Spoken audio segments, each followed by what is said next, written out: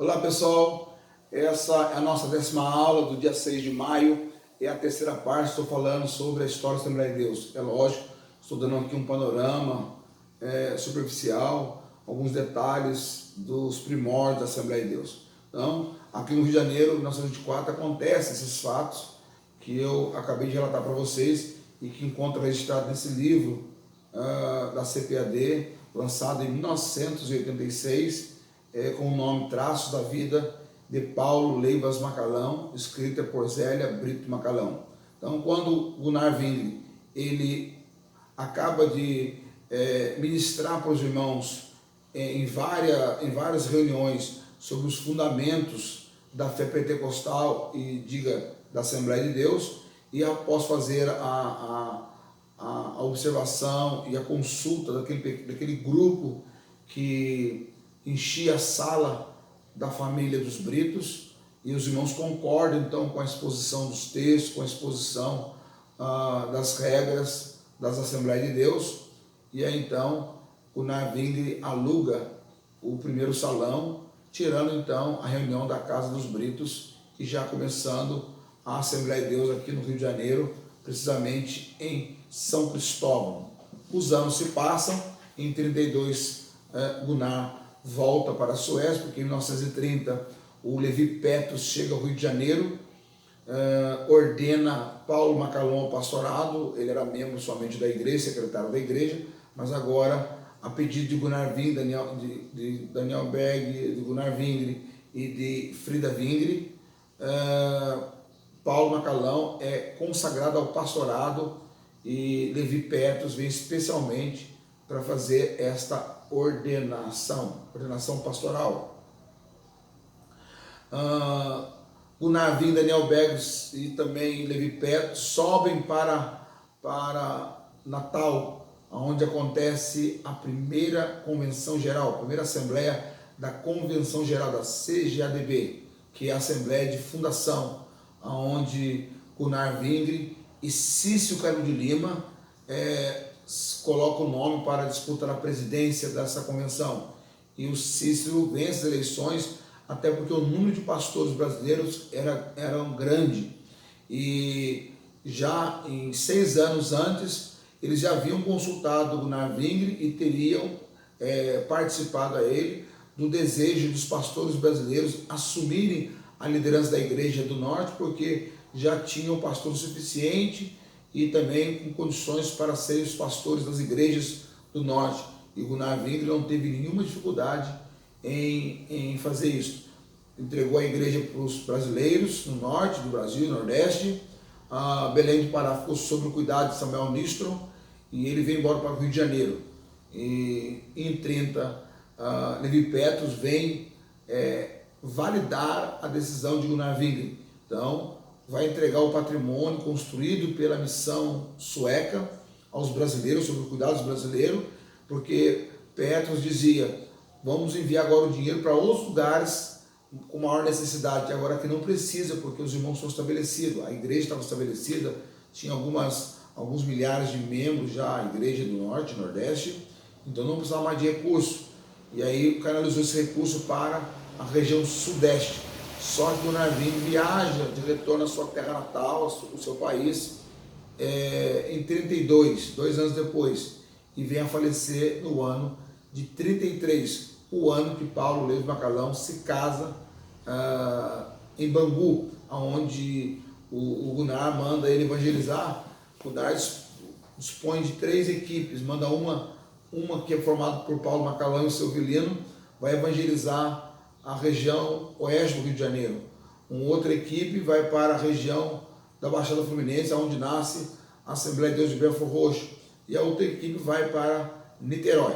Apesar de Paulo Macalão, que Zélia vai dizer nesse livro aqui, que Paulo Macalão ele já trabalhava na região de São Gonçalo e também de Niterói.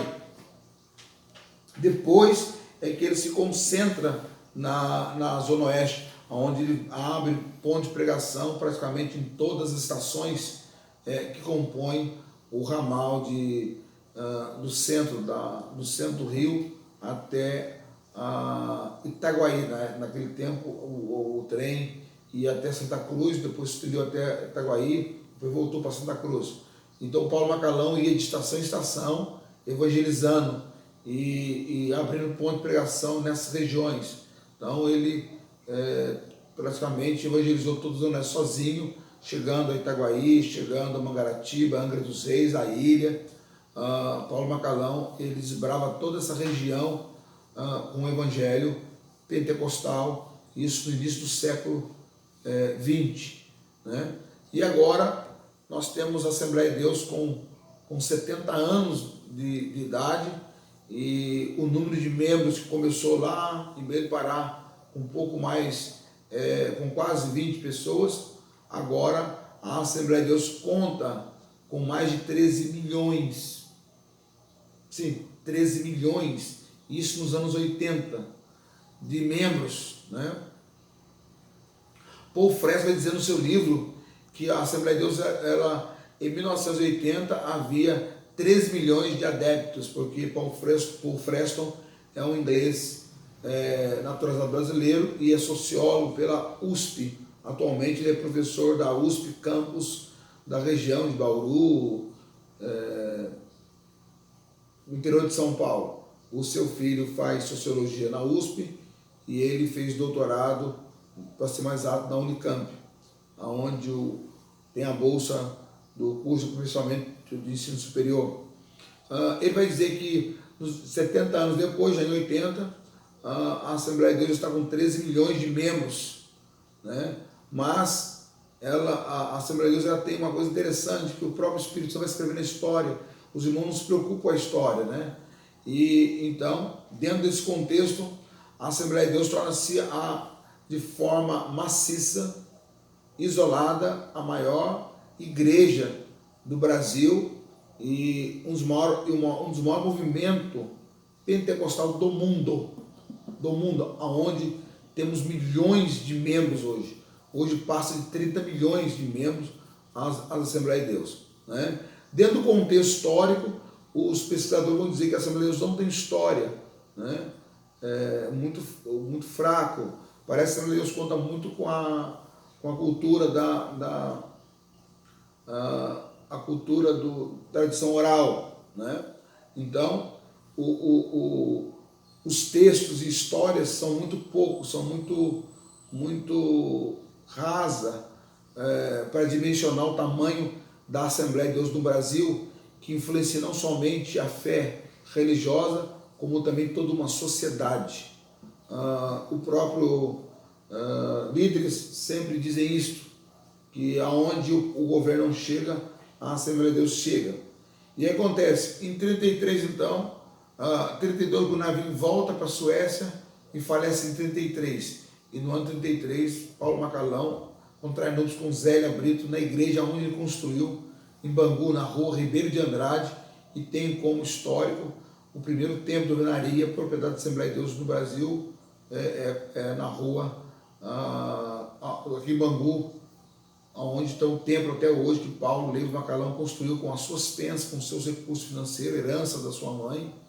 Ele constrói o pequeno salão que está erguido até hoje, onde o pastor da igreja de Bangu fez umas mudanças, colocou vidro mostrando o tamanho do tijolo a qual foi usado para construir o templo da Assembleia de Deus aqui na Zona Oeste, né? Paulo não trabalhou só na Zona Oeste, ele trabalhou também na região oceânica, ele evangelizou aquela área, né? Partilhando da sua alegria. Outro sim, ele pegava os irmãos da Zona Oeste e atravessava a Bahia para poder chamar a atenção das pessoas para que a igreja crescesse mais rápido possível. Então, dentro desse terim, nós temos esse vínculo, temos essa participação da história da Assembleia de Deus, que você não pode esquecer do Navingue, mas também não pode esquecer de Cícero de Lima e nem tampouco de Paulo Levo Macalão. Deus abençoe vocês, até o próximo vídeo.